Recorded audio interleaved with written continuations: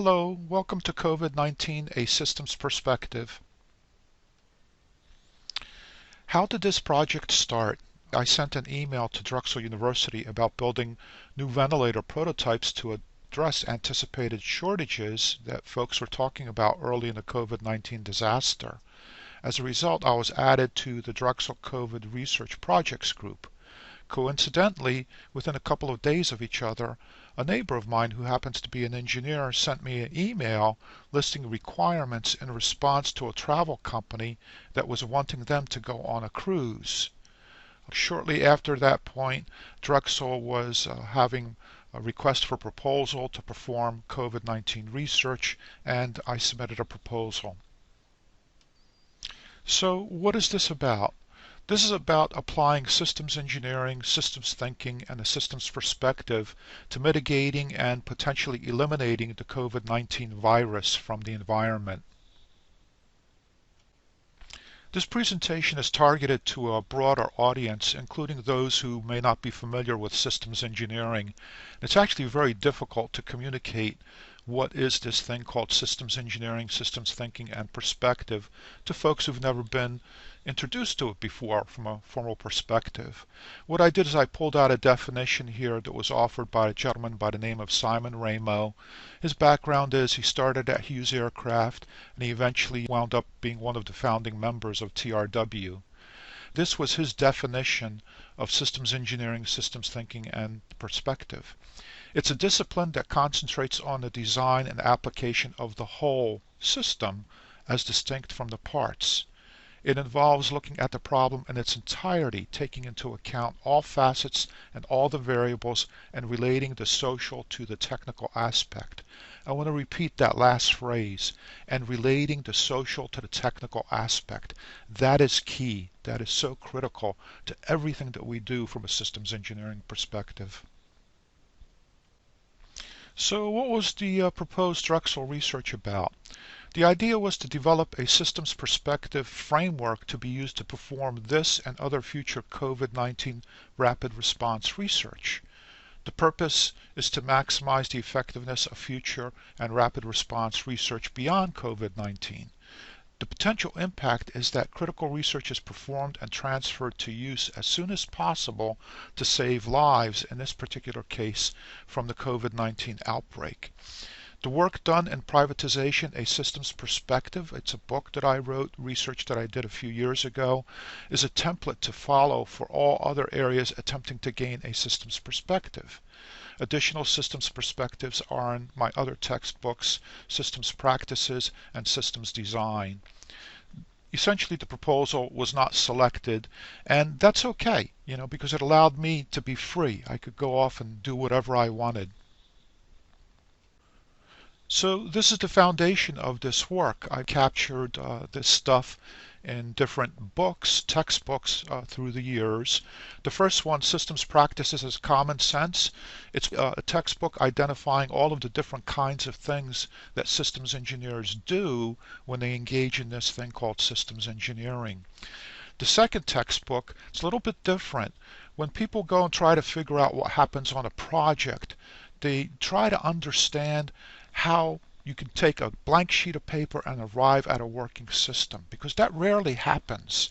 The reality is when you attempt to do different things, maybe 1 in 10 projects will actually succeed in a grand way. In any case, this green book, Systems Engineering Design Renaissance, was an attempt, or is an attempt, to capture the magic sauce that is associated with this thing called design, and essentially making sure that when we engage in our design, we don't compromise our systems perspective. We build upon what's in the red textbook, the Systems Practices as Common Sense. Now the purple book, Privatization, a Systems Perspective, that's actually an attempt to apply these systems engineering kinds of principles and ideas from the red and green book to something a little bit different. It's outside of what we might consider to be a technological solution. It's actually looking at our government here in the United States and how it's been transformed over the past 40 years. And techniques divulged in these two books are used to try to understand what's happened with our government. So privatization, a systems perspective, is a template to follow for everyone attempting to gain a systems perspective. And that's the template that was used for this COVID-19 research. So I began the research, and what happened? I used my website to capture the research content. And the research started with a framework to perform a rapid response research associated with COVID-19. It started with ventilators. It included mental health ART coping mechanisms and a needleless injection system. All of this, however, quickly moved to an area which I called return to life. Continuing on with what happened, I provided updates to the Drexel COVID Research Projects group. There were about 140 members in that group. And there were two pieces of information that came from that group that were very important for this research. One was a key document from China where they identified how they were coping with the COVID-19 disaster over there. And then there was a link to the COVID-19 Healthcare Coalition. Now, I joined and provided updates to the COVID-19 Healthcare Coalition, and there's members there that vary between 300 and 700 members. What this thing is the Mayo Clinic requested MITRE to start this coalition. Now, MITRE is a federally funded research development center, and it started in the 1950s. They were basically established to do the systems engineering for this thing called semi-automatic ground environment, SAGE. Now, SAGE was the very first computer-based system to try to deal with the potential of nuclear attack. It was an air defense system. But what came out of SAGE is our entire computing infrastructure that we know about today. Basically, in the 50s, they created everything. They digitized everything. They used the telephone lines to establish communications between the different computer facilities. They invented a console that looked like a TV, but it wasn't a TV. It had text information up there, had map information, etc. As you sit in front of your computer today, use the internet, that's what SAGE was. Anyway, MITRE, their role was to do the systems engineering as part of the semi-automatic ground environment. And I interacted with multiple colleagues from around the country. I provided inputs to the media and elected officials as the research was unfolding. So how did I approach this research? I've turned back the clock about 40 years, and I assumed I was at a place called Hughes Aircraft in Fullerton. In that setting, there were unlimited resources. I was surrounded by brilliant people.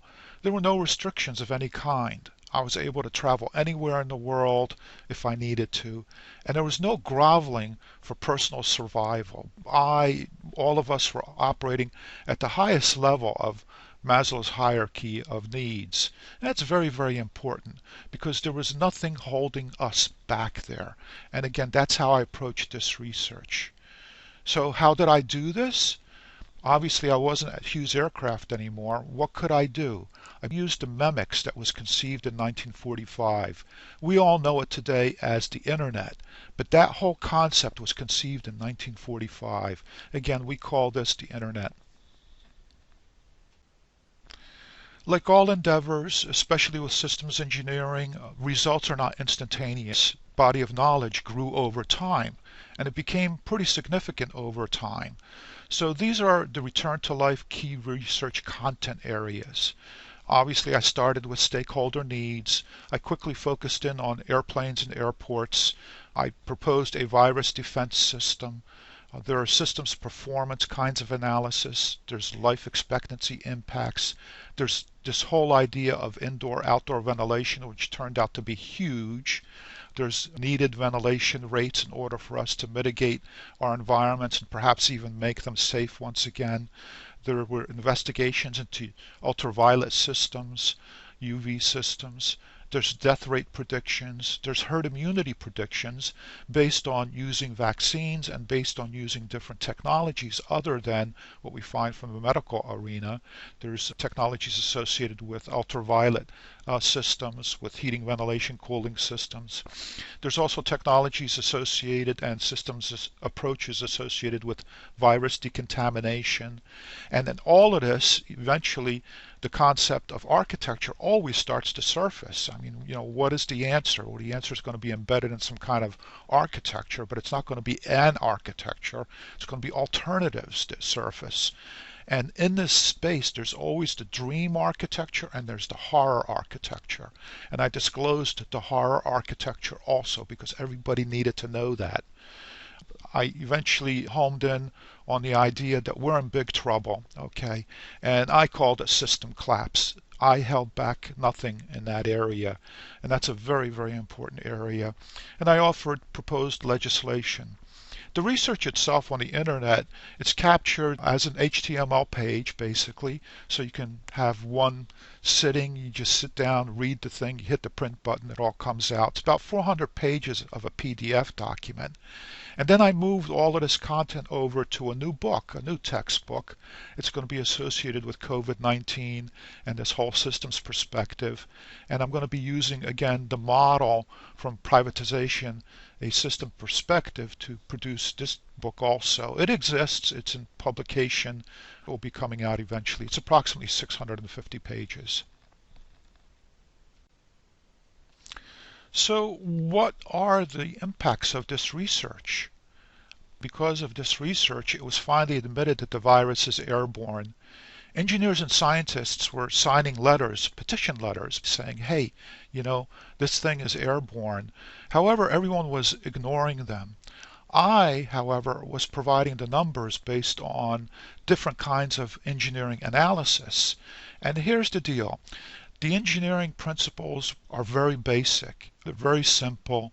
The mathematics is very simple. It's basically 5th grade mathematics. However, I was able to disclose the numbers, whereas everyone in the industry, they are tied because of non-disclosure agreements. The numbers are treated as proprietary, and they needed to protect their reputations and their professional engineering licenses. Systems folks always operate outside of that boundary. They are never ever shackled by these kinds of encumbrances. And that's where I was coming from with the systems perspective.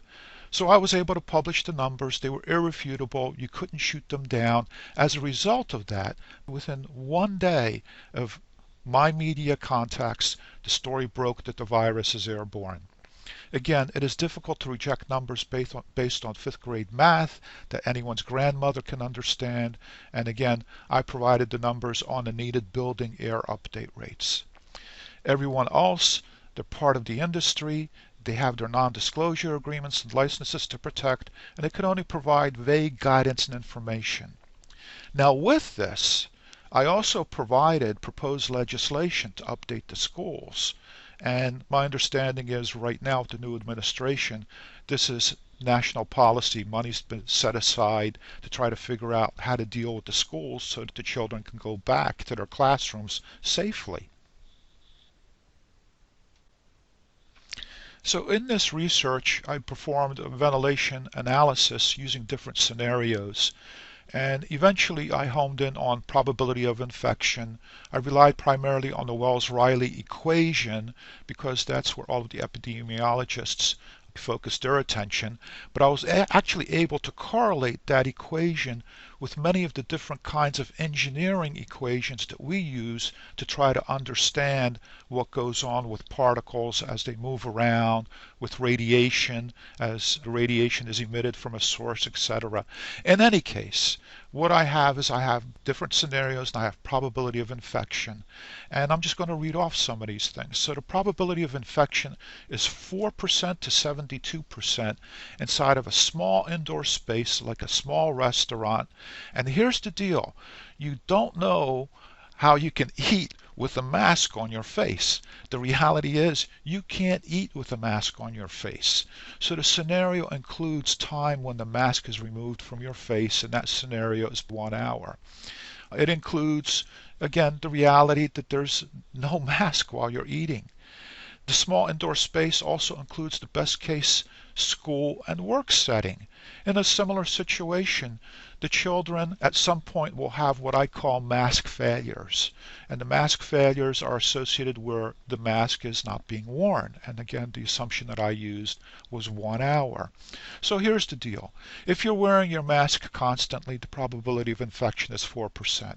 If you include the reality of what's happening with these kinds of scenarios, it'll go as high as 72%. Okay, so the next scenario I went into is probability of infection in a large indoor space. For example, a large big box shopping store, grocery store, for example. A large indoor space where people are working, they're engaged in retail work. Basically, an extremely large indoor space. The probability of infection there is actually very small. It's between 0 and 3%. Then I examined the probability of infection again inside of a small school setting, small restaurant, under other conditions. And again, it's between 12 and 99%. This is what we're looking at. I then proceeded to take a look and try to understand what happens when we're outside. For example, if we're in an enclosed backyard, if we're at the beach, a large beach park setting, etc. So here are the numbers. The probability of infection is between 0.11% and 1% with no masks. Okay, and the scenario involved a 1 mile per hour wind and a 5 mile per hour wind. Again, an outside enclosed backyard area.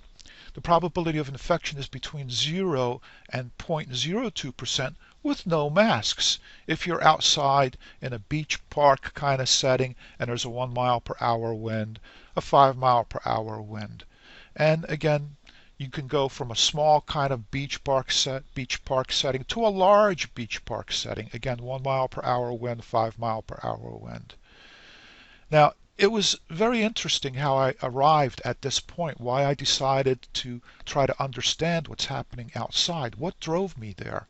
It was data from other countries that forced me to analyze indoor versus outdoor living conditions. We were getting data that certain countries, for whatever reason, were doing better than other countries. And the first reaction on everyone's part was, oh, the data is contaminated. People are massaging the figures. I took a completely different approach. I said, no, wait a minute. Let's take a look at this. Let's assume that this data is valid. What are the differences in these various countries where potentially they have less risk, less spread of this COVID-19 virus? What is really going on here? And that's what led me down this path. I realized there are certain countries where people tend to live outside. And when people live outside, again, there's less potential risk of getting sick from this virus. And one of the countries that really cued me in on this was Egypt. I managed to spend some time traveling in Egypt, and at the time people live outside there. Even their apartments don't have windows, so the wind just blows completely through the building. All the taxis, the windows are always down. People are living outside. They're not living inside of enclosed buildings, inside of air-conditioned spaces that are small spaces. So everyone is struggling with what to do. Again, no one really identified the differences between small indoor spaces, large indoor spaces, and living outside. This research, however, disclosed it, and it disclosed it using numbers. And again, mathematics, it's very easy to follow, and very basic engineering principles, and also equations and principles from the medical field also. So there's this other aspect associated with the research, and that is how can people relate to this? What does this mean? How can I live moving forward? So I came up with this thing called reduction in virus load exposure. It's basically a metric, a way of trying to understand what it means when you engage in different kinds of activities. So for example, what does it mean if you separate by 6 feet? Well, it turns out that, again, using all kinds of different approaches and equations, the simplest one to follow is something out of electrical engineering having to do with power density from a radiation source like an antenna. Essentially, when you move a certain distance away from some kind of source that is bad for you, for lack of a better word, that source threat, its reduction, diminishes as the square of the distance. So if you're 6 feet away from an infected person, you have a 36 times reduction in a potential virus load that you'll get exposed to. Very interesting number, okay? If you have, for example, one mask, what does it mean if the mask is 75% effective or 90% effective? Well, here's what it comes down to. If it's 75% effective, it means that your virus load exposure is reduced by 4 times. If you have two masks at that 75% rating, your virus load exposure is reduced by 16 times. Now here is something very, very important that surfaces, and this comes out of the reliability world. These are the folks that crunch numbers, trying to understand when and how systems fail and how to introduce fault tolerance, etc. If you put two of these things together, okay, they act together to significantly reduce the amount of the virus load. So if you have a separation of 6 feet and two masks, you literally take the number 36 and you multiply it by 16 times, and you have a 576 times reduction in virus load. So let's assume it takes 1,000 virus particles for you to get infected. If you're standing right in front of that person and they're talking in your face and they're infected, they're going to be spewing out, let's just assume, 1,000 virus particles where you're going to be infected instantly. If you're 6 feet away, that virus load is reduced by 36 times. Okay? It doesn't take into account things like wind and other issues surfacing, etc. With a mask, it's 4 times. Okay? You're going to be getting 250 virus particles instead of the full 1,000. If you're wearing a mask and you're 2 feet away, you're going to be getting 2 virus particles instead of 1,000 virus particles. So let's continue. Shopping 1 hour versus 8 hours. Well, that's linear. You'll have an 8 times reduction. You don't want to spend time in that shopping center. Subway versus an airplane. This is also very interesting. You know, my analysis, my research shows that our airplanes are basically petri dishes. So are our airports. They're petri dishes. They're spreading the virus around the world. And basically what happened during Thanksgiving and Christmas, that's empirical data that shows that. In any case, what's going on with ground transportation systems? Why is it that empirical data from around the world has shown that the ground transportation systems aren't really spreading the virus? Let's take a look at a subway. When you're on a subway, you're 15 minutes on that subway. Not only do you have massive ventilation going on, because they tend to be different kinds of systems than the airplanes, again, massive ventilation, you're only 15 minutes on that subway as opposed to 6 hours on an airplane. So 15 minutes into 6 hours, that's a 24 times reduction in your potential virus exposure load. So what can we do to minimize or eliminate disease in small spaces? Somehow we have to update our air. And the air can either be from the outside, which is virus-free, or it can be internal air where it gets filtered in some way, or another technique is used to destroy the virus in some way. Now, again, continuing down different analysis approaches, techniques, trying to view the problem from a systems perspective, what's going on with air update rates? When we walk outside, you're basically taking a step and visualize a cube around your head, and that cube represents air. Every time you take a step, you're moving into another cube of fresh air. So when you're walking outside, your air update rates are basically happening once a second. That's 3,600 air update rates per hour. The World Health Organization has a wonderful document out there on natural ventilation. And there's all kinds of information in there, and that was one of the key documents that I used in this research to try to understand what it means to use ventilation and what it means to update the air and what are the impacts on reducing the risk of infection. In any case, in that document they talk about what it means to have an open window. Well, if you have open windows with a little bit of cross ventilation from an open door, the air will change 37 times in an hour. So the air updates AUC, AUH is 37. What's going on with ground public transportation? Well, that's between 20 and 30. Hospital trauma room. This one is very interesting. The published numbers out there are 15 air update rates per hour. However, we need to understand that when people are in an operating room, they're wearing massive amounts of PPE. And their PPE is not the typical PPE that we would find out in society. Their bodies are covered completely, they have eye covering, their masks are different, etc. So if we were to factor in the PPE or whatever other kinds of things that they're doing inside that operating room, if we wanted to provide that same kind of environment, we would need an AUC of 60 to 150. So you just can't say that what we're doing in a hospital trauma room of 15 AUC, or pick another number, 25 AUC, that's another published number out there, it's not going to solve our problem while we're living day to day, because we're not going to be walking around with PPE. This systems analysis suggested that the air update rates needs to be between 50 and 100. It's a massive amount of air that's moving, yes. Now, we do have the possible technologies. There's a case study of a bar restaurant from the 1960s. Most of the establishments back then had exhaust fans. And the reason they had exhaust fans is because people used to smoke a lot. And you needed to clean that air, otherwise people would not be able to see each other. In that particular scenario, the air update rate is 120. Literally, the air changes once a minute.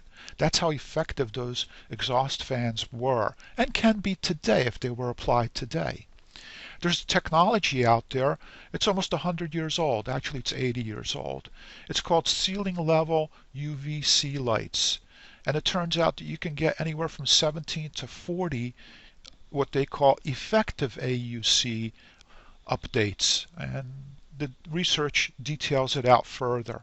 And then you have new technology associated with realizing that perhaps there's only a very narrow band of frequencies that are needed to kill or inactivate the virus, and perhaps we can find frequencies that will kill the virus and yet not cause any irritation, as we find with UVC, to our eyes or skin. So we can then bathe the entire environment using this form of lighting. And this is new technology. It's out of Columbia University. And again, the numbers there can be massive, the effective AUC. So here's the 50,000 foot view, as we like to say in systems engineering. What are the possible technologies that we can use to deal with this, to basically mitigate the virus and perhaps even eliminate it from our environment? We have the following technologies at our disposal. We have vaccines, we have UV, and we have HVAC systems.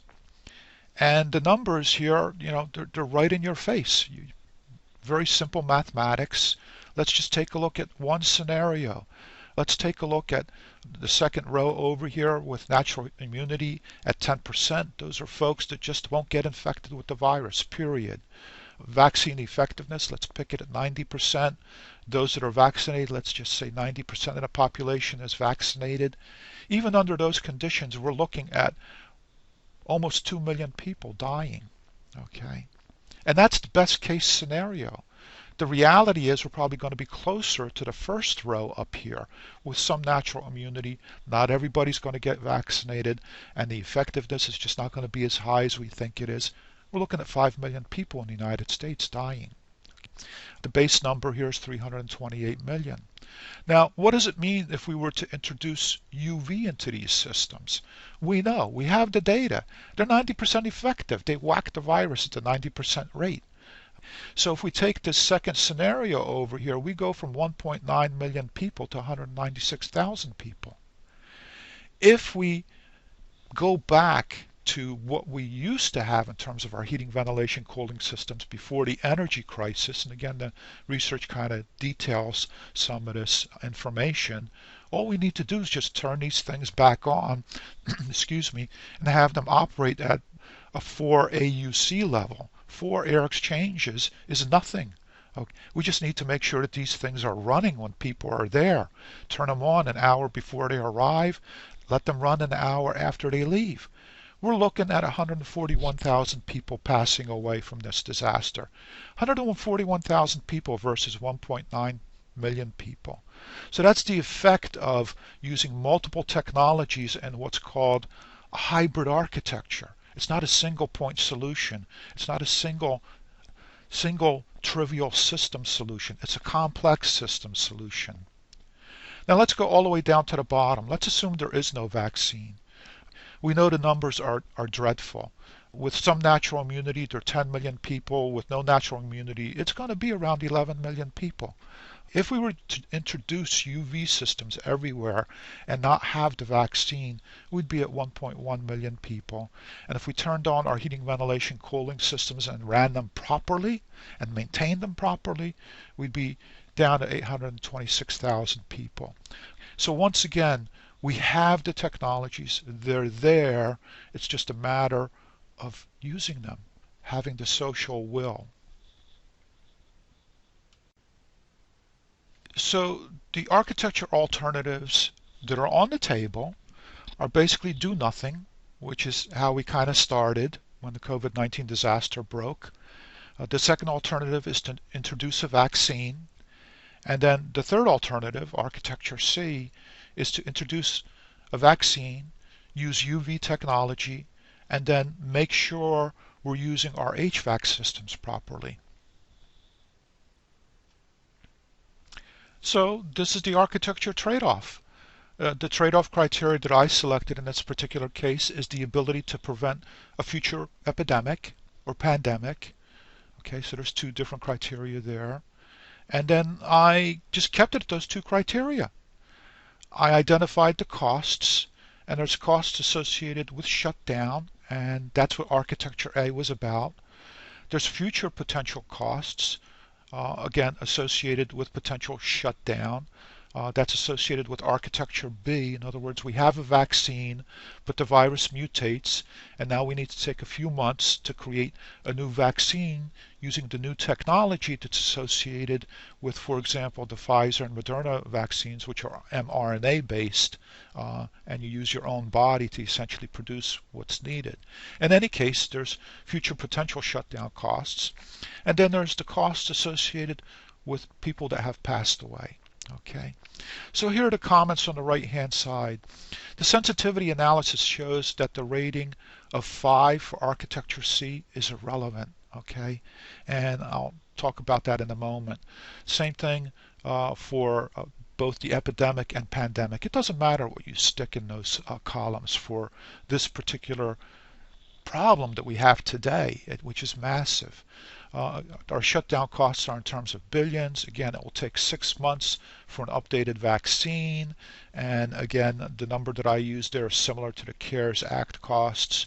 I used $7 million per life for loss of life. Okay, and the cost of a vaccine for architecture B is what we have there, 10 billion, and then introducing UV and HVAC upgrades for architecture C, we're looking at $150 billion. Okay, so how do we select our architecture? We select our architecture by taking our total rating and dividing it by our total costs. And that's what's called the measure of effectiveness. That's the level of goodness for each architecture approach.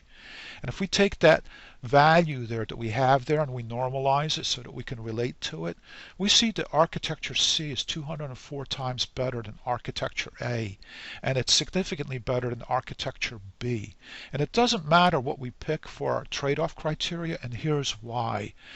The costs associated with shutdown and the costs associated with loss of lives far outstrip the cost of updating the infrastructure to basically deal with this disaster and make sure that it doesn't surface in the future.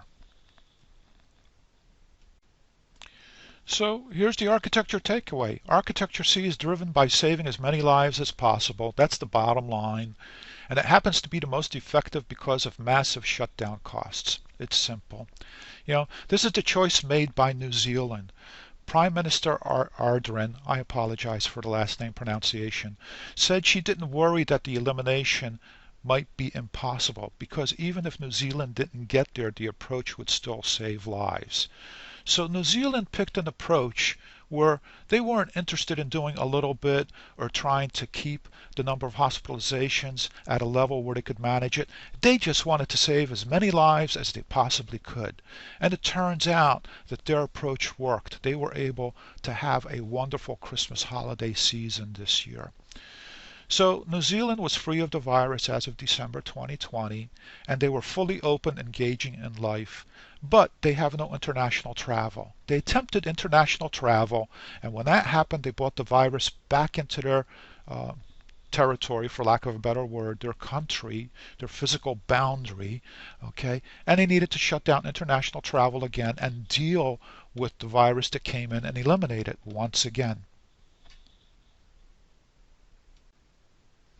Architecture analysis should always consider previous architecture alternatives.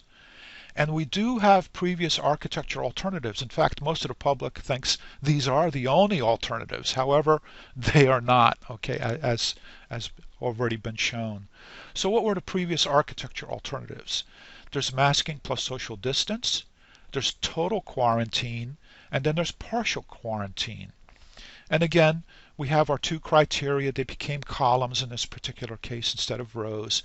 So we want to prevent future epidemics, and we want to stop a pandemic, essentially. And the rating is anywhere between 0 and 3, and 0 and 5, and 0 and 3. Now, we have something very interesting that unfolded.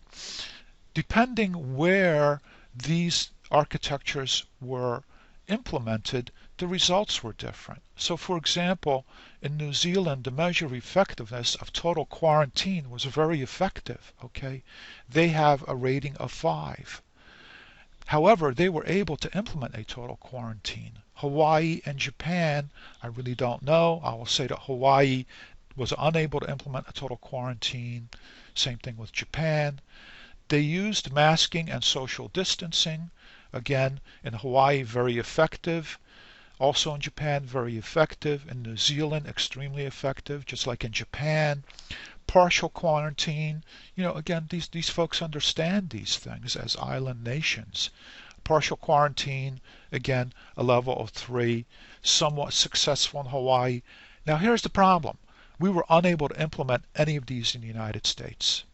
Okay, we see that total quarantine worked in New Zealand, unable to implement that in the United States. We see that masking and social distancing, that partially explains Japan. People were compliant, they listened to their guidance, but we were unable to implement this in the United States. So these are the previous architecture alternatives and kind of what was going on. Now, as far as the costs are all a wash because it's the same thing. Okay, you're shutting down basically. People are dying. So essentially, the architecture ratings are what the actual criteria ratings are.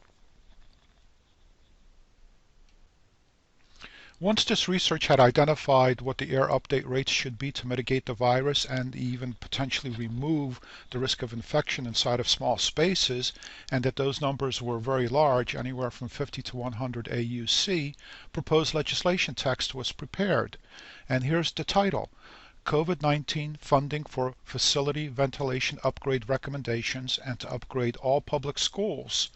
So the idea was to engage all our national labs to support an engineering-based ventilation test and evaluation effort.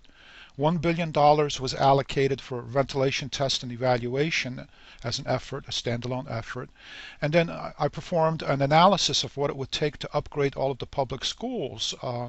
And the results of the analysis identified that potentially $110 billion would be needed to upgrade all of the public schools in order to deal with this disaster. So it turns out that public school ventilation upgrade is now part of policy in the new 2021 administration. The issue is no one is really talking about the numbers. They're just using vague statements like upgrade ventilation. A key element of the proposed legislation was to include different scenarios.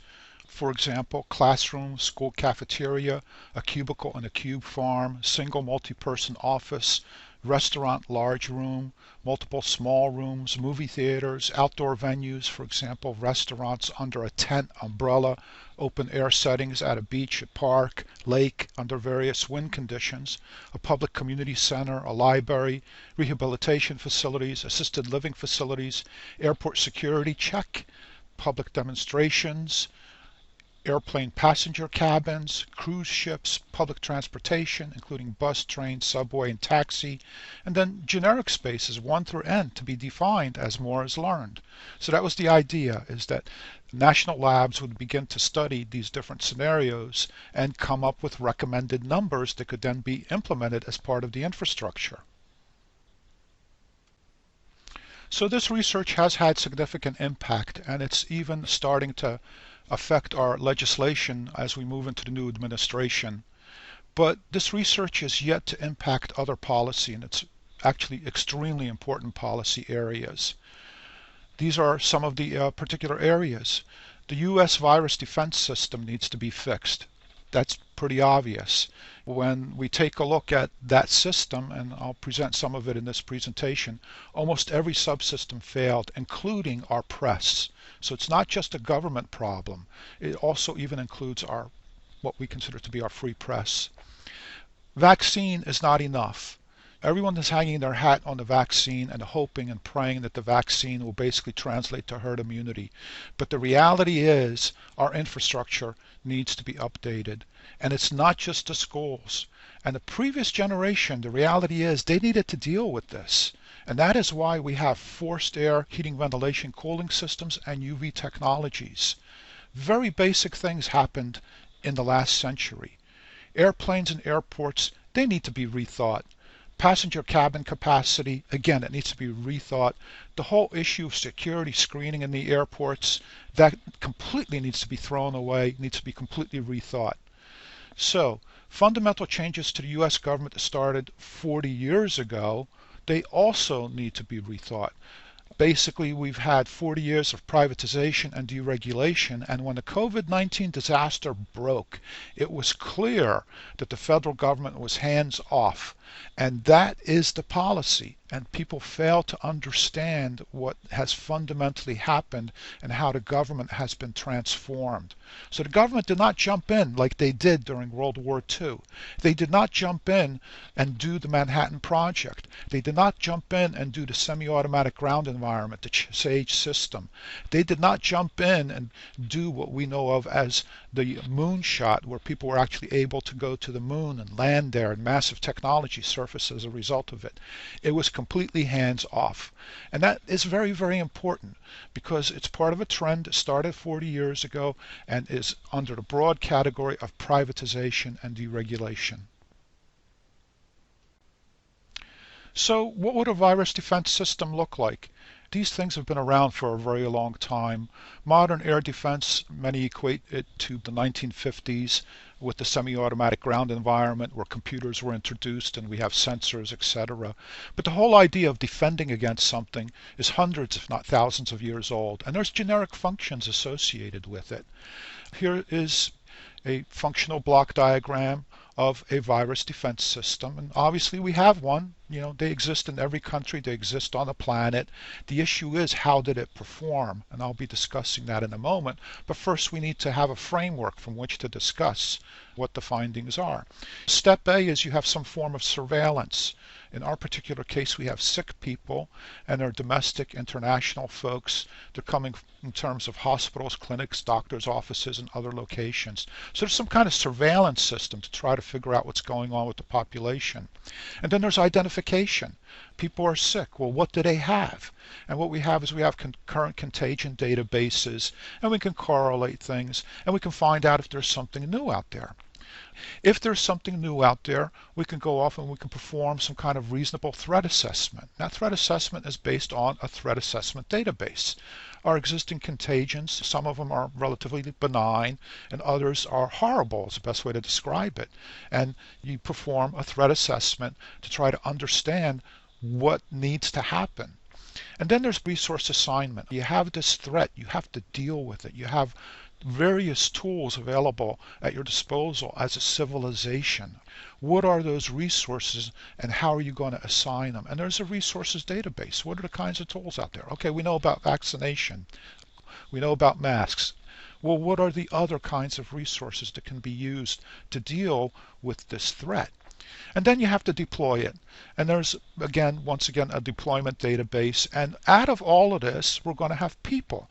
And the people are going to be protected, or they're going to be healed, or they're going to be sick, or they're going to be deceased. And there's going to be some number of people in each of those categories. And then we have to assess. So we have to assess how this virus defense system is performing. And so there's reports that are produced. And of course, there's history. So there's an assessment database. So this is a functional architecture of a generic virus defense system. So let's go over the virus defense system functions again. Surveillance. The system is constantly watching the planet for unusual contagion patterns. Identification. When an unusual contagion pattern is detected, there's an attempt to identify the contagion as either known, unknown, or a threat. Threat assessment. If the unusual contagion pattern is unknown, it is assessed to determine if it is a threat. This may include making physical contact to assess the situation. What's going on? You go visit the location. Resources assignment. It's based on an assessment of the contagion threat, and appropriate resources are assigned to deal with the threat.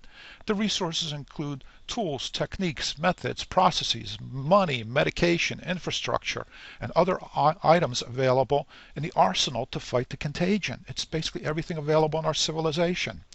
Deployment. So tools are sent to intercept the unusual contagion pattern as quickly as possible. And then assessment.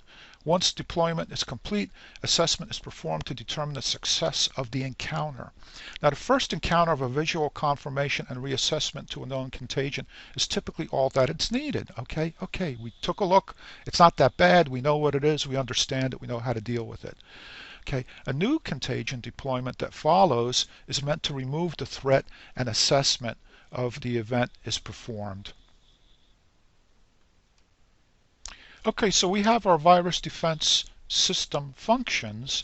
Now we need subsystems that will actually go off and implement those functions. This is going to start to form basically an architecture. So what are the subsystems that perform these functions?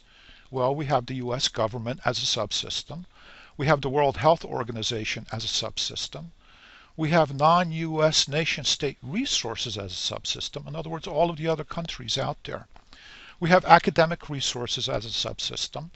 We have our business industrial base resources as a subsystem. And then we have our press, and in particular our US press subsystem. And they essentially implement the functions. Now that we have our functions and we have our systems, we can perform an allocation, and then we can actually assess what happened with the system, the overall system. So if we take a look at surveillance, we see that that function is performed by multiple subsystems. But most of those subsystems are secondary. There's a primary subsystem out there, and that is the US government. The reality is, after World War II, the United States took the lead in all of these areas. And they were viewed as the primary subsystem, not only for surveillance, but identification, threat assessment, resources assignment, deployment, and assessment. Now, we have these other subsystems out there, and the World Health Organization was a primary subsystem that also is involved in assessment. And then we have the US press. The US press is also a primary subsystem that's supposed to deal with and understand threat assessment. What's going on out there? What are their findings? And they're also supposed to assess the situation. They're also a primary subsystem in assessment. So, what happened? The US failed. All of those subsystems failed. Every single one of them. The World Health Organization, it failed in its assessment. And then the US press, it failed in its threat assessment, and it failed in its overall assessment of the entire situation. Sorry, but this is what happened. This is where we were. I'm not sure if this is where we still are with the new administration. It's difficult to say. All I can say is the system is enormous. There's a lot of hysteresis, And once you turn it on, it's going to take a long time for these functions to kick in and start performing. The details of why the US government failed in each of these subsystems and how I arrived at this conclusion is in the research report. There's tables in there, and there's just a lot of information, and it clearly shows that this is the result. A key area in the research is also the vaccine from a systems perspective. What does it mean if we introduce the vaccine? How effective is it really going to be? How will the system really perform? From the systems analysis, we see that the vaccine is not enough. A lot of people are going to die. And it's unclear what's going to happen moving forward as the virus mutates and with future contagions of this nature. Something has happened with our infrastructure. It has changed. And the reality is, again, I can't stress this enough, the vaccine is not enough. And we have to start to rethink what's going on with our heating, ventilation, cooling systems. They need to be properly maintained. In some cases, the air update changes need to be increased inside of certain spaces. We need to start understanding that we have to introduce things like ceiling level UV lights and far UV 222 lights to help deal with these kinds of disasters, especially in settings like large areas, venues where people gather in an airport situation. The space is huge, there's a lot of ventilation, but because of the way we're handling security today, people are right on top of each other. And we're not talking about 10 or 20 people, we're talking about 5,000 people, 1,000 people, 800 people, enormous sources of infection. So, from a systems perspective, once again, the vaccine is not enough. It's not just about the number of people who are going to get sick and die. It also has to do with how long it's going to take to eradicate the virus.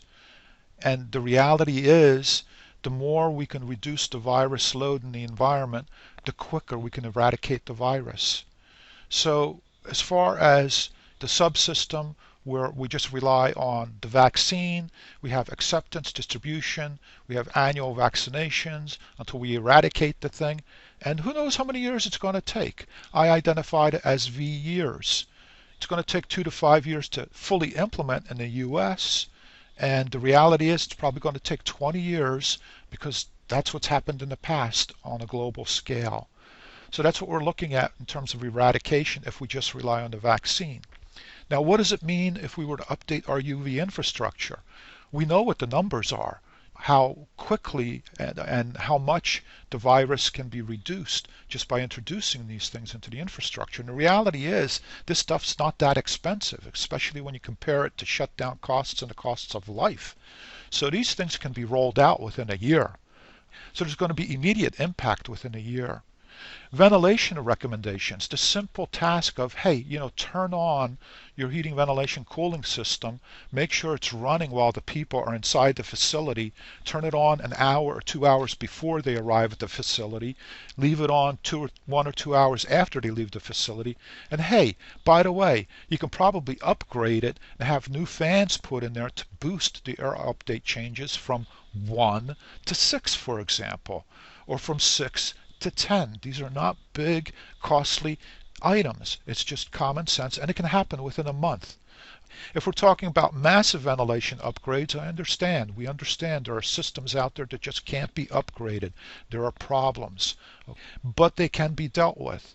And they can be dealt with very quickly, within a year. You just make the money available. Again, it's not that much money compared to shutdown costs and loss of life and the money that we've already, how can I put this, allocated to this disaster. It's trivial compared to what's needed to upgrade all of the ventilation everywhere in the United States. So this is what we're looking at. We can reduce our eradication time from decades to years. We can get rid of this. It's just a matter of our will. It's a social problem. It's a social issue. So here it is. This is where it began. It began in 1937. There was a study between 1937 and 1943 prepared by the University of Pennsylvania folks. You see UV lights placed at the top there of those bookshelves. And there go the students. This is today.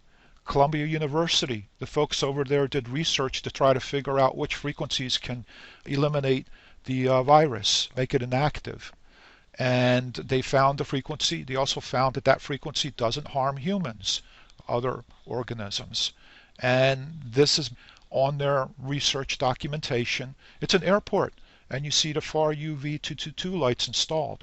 This technology is possible because of the new LED technology that surfaced. The new LEDs can be tuned to these very narrow frequencies, and it's a very cost-effective solution.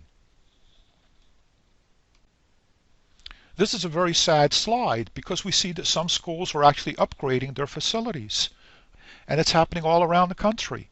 There is no guidance from the government. It's difficult to understand whether these systems work, whether they're properly installed, etc. It doesn't matter. What matters is some schools are being upgraded and others are not. Why? This is a huge issue. So this is a modern day school that decided to implement ceiling level UV fixtures inside their facility. So here go the UV infrastructure cost estimates.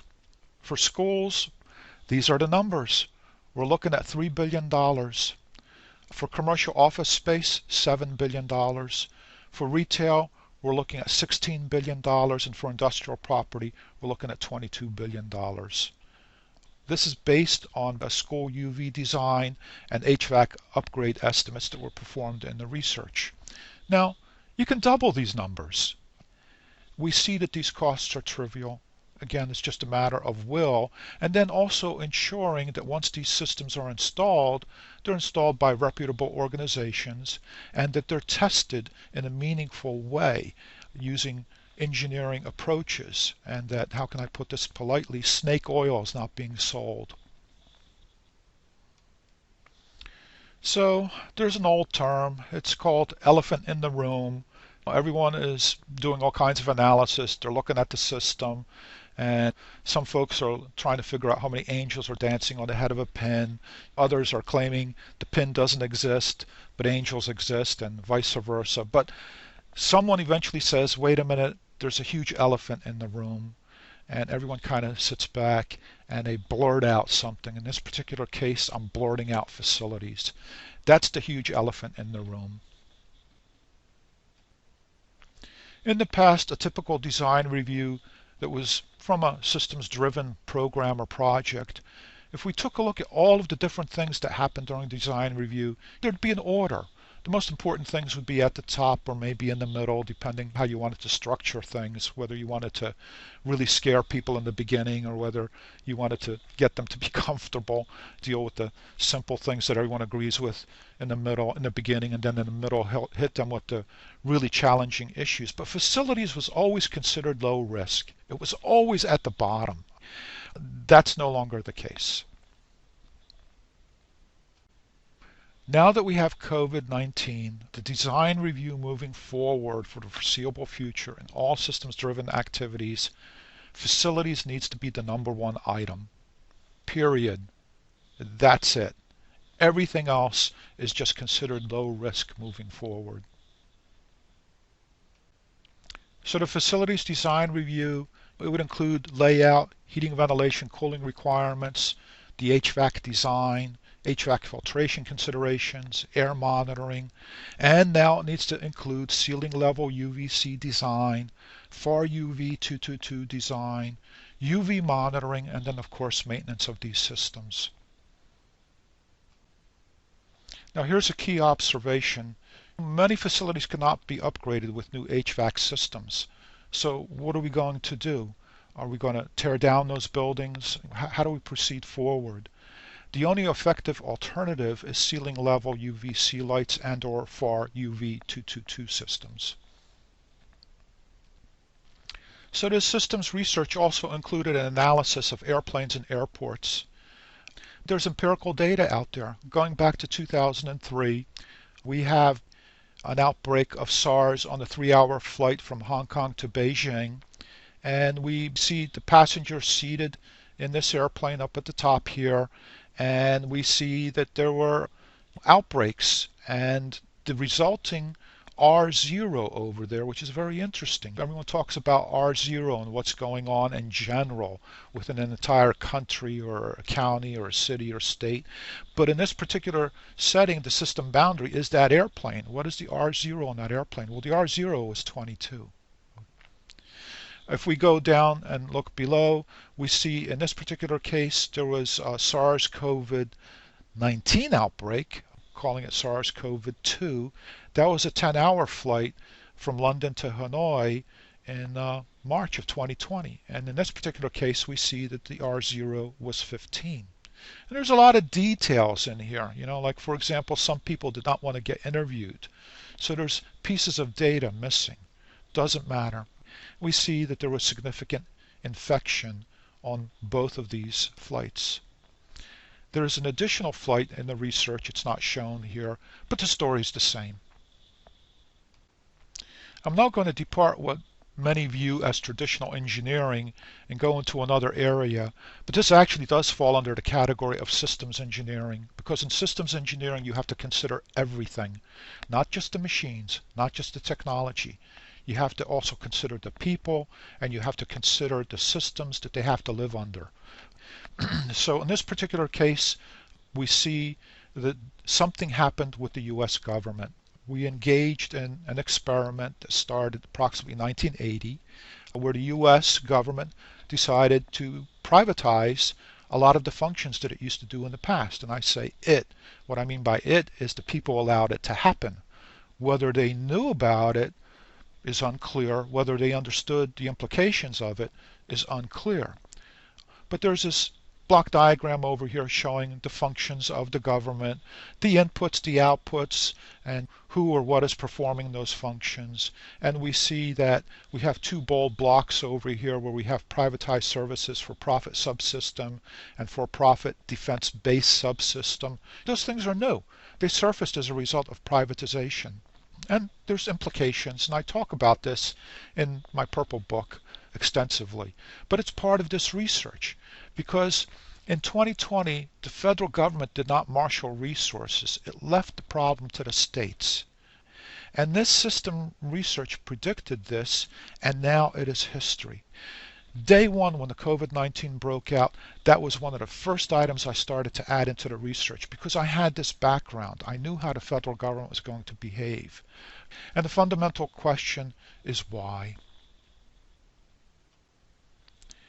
In 2021, the US had an insurrection. So there's something very serious happening in the United States. This systems engineering is trivial, yet there's nothing like it out there. There's only useless, vague guidance, and the question is why? A lot of people have gotten sick. A lot of people have died. Essentially, our civilization has been shut down. What is going on? Now, the findings suggest that privatization and deregulation are the root cause. You have to see the research discussion for the details. One of the big issues is propaganda and disinformation, essentially to prop up a failed system. And the failed system is this privatized and deregulated system. It's not working. And how can I put this? In order to prop up this system, those that have vested interests in it are just engaging in constant propaganda, disinformation.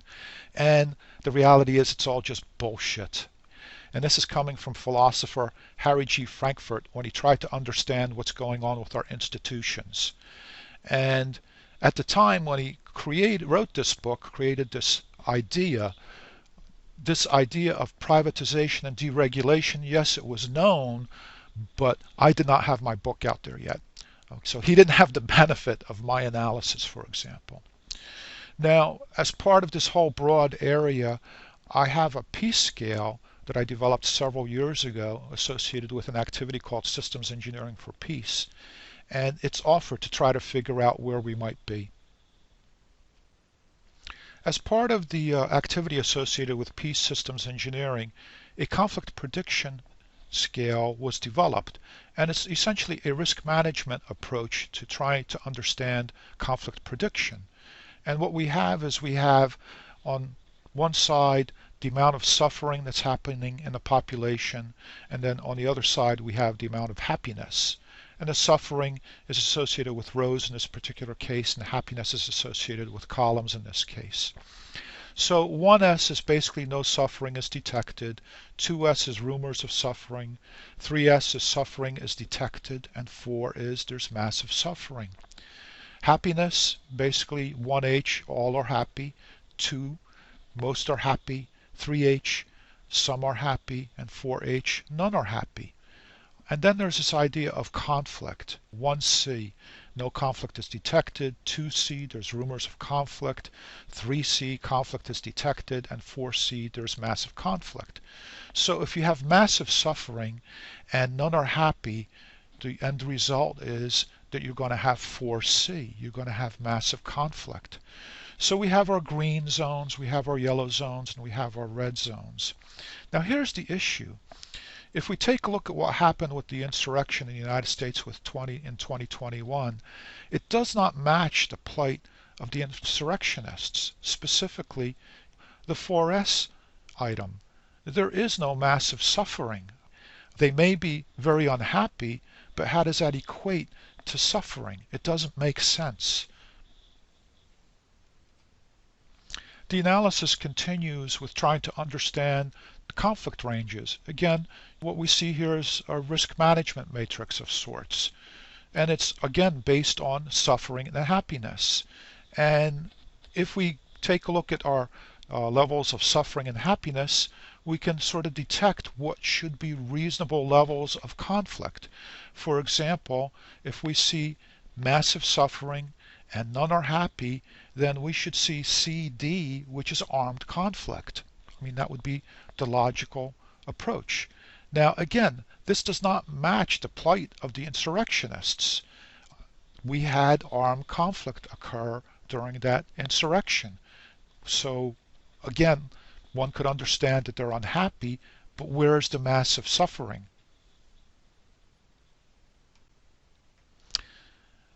This is the potential for system instability. Again, it's based on measuring levels of suffering and levels of happiness and then equating those levels to the condition of the system. We move from a stable system to an unstable system to a situation where collapse is imminent to a collapsed system. Again, the insurrectionists in 2021 have introduced massive instability into the system. And again, why? One can understand they're not happy, once again, but where's the massive suffering? The only explanation here is propaganda and disinformation. Now here's the deal. Without worldwide communications and press, there is a serious peace system collapse. World communications and the press is the start of an effective peace system. Now communications has changed.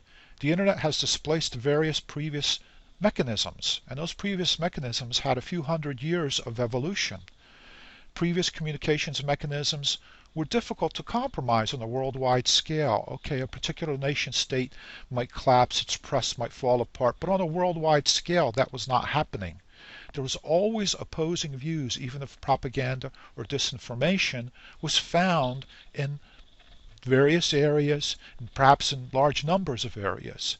Now, what happens with the internet may determine what happens with world peace, because we see that something has happened, it's big, and it has had a huge impact. You're probably wondering, what just happened? We transitioned from a discipline that concentrates on the design and application of the whole system as distinct from the parts to it involves looking at the problem in its entirety, taking into account all facets and all the variables and relating the social to the technical aspect.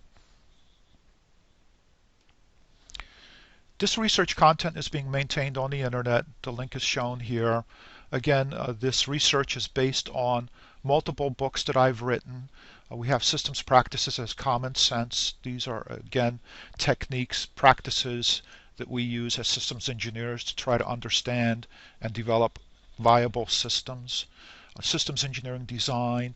This attempts to identify the magic sauce that takes us from a blank sheet of paper to a working design that no one can quite figure out how we get there, but we get there somehow. And then we have privatization, a systems perspective, and this was the first time where the systems approach was used to try to understand what's going on outside of a traditional technology kind of solution. In this particular case, what's happened with our government, what's happened with our society. And now we have COVID-19, a systems perspective, using basically the framework that was developed in privatization, a systems perspective. This presentation was just a very small snapshot of what's in this research. The book has more than what's online. Thank you.